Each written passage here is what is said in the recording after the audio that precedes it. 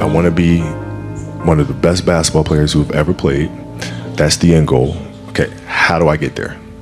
How do I get there? And so like the consistency of work, Monday, get better. Tuesday, get better. Wednesday, get better, right? And you do that over a period of time. We're not on this stage just because of talent or ability. We're up here because of 4 a.m. We're up here because of 2-a-days or 5-a-days. We're up here because we had a dream and let nothing stand in our way. It's competitiveness, yes, but it's a simple theory or idea to live life by. If you're going to do something, do it to the best of your ability.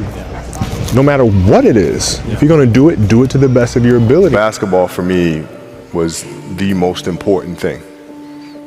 So everything I saw, whether it was TV shows, whether it was books I read, people I talked to, everything was done to try to learn how to become a better basketball player. Everything. And so when you have that point of view, then literally the world becomes your library to help you to become better at your craft. Every decision I made in my life was centered around the process of helping me eventually get there.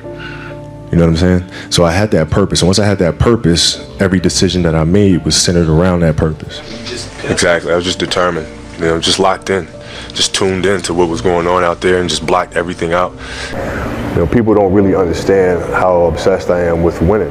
It's not, I don't care about anything else on the basketball court but winning. Not like 1 month or 2 months. I mean, it's 3, 4, 5, 6, 7, 8, 9, 10 years. And then you can get to where you want to go. Learn that you have to work hard and you have to approach the game with a serious mindset.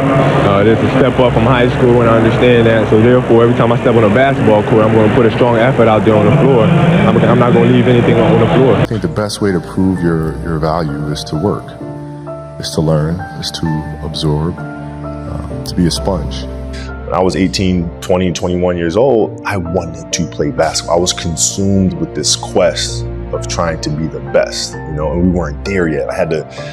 There's so many things I had to figure out, like am I training properly? Am I working on the right things on the court? There's so many things to do. I didn't have time to go and, hang out over here. We were never satisfied, never finished, will never be retired.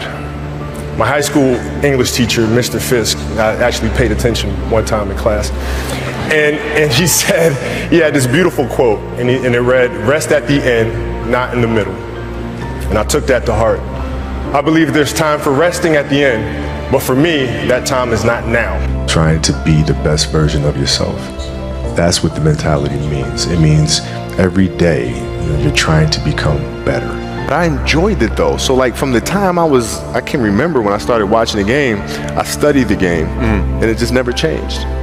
Before you start a game, how can you lock in and get into that mental space where nothing else matters? You're completely locked in and focused on what you're trying to accomplish as an athlete out here. The noise of the crowd doesn't matter.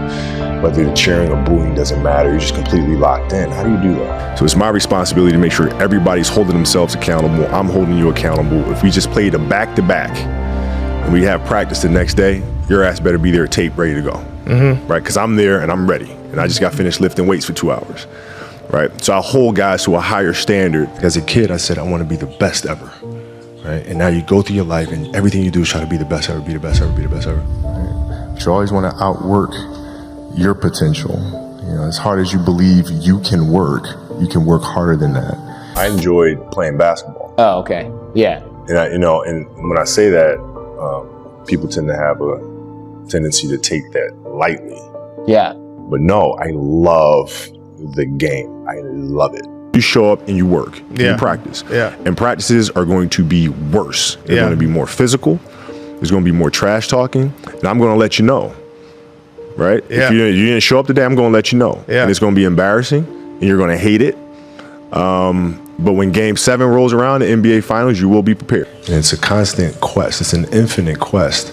So starting at the age of 2, when I first started playing the game, and on and on and on, I always ask questions. I always try to get better every single day. And that's what I tried to do when I first came in the league. But basketball is such a direct competition sport.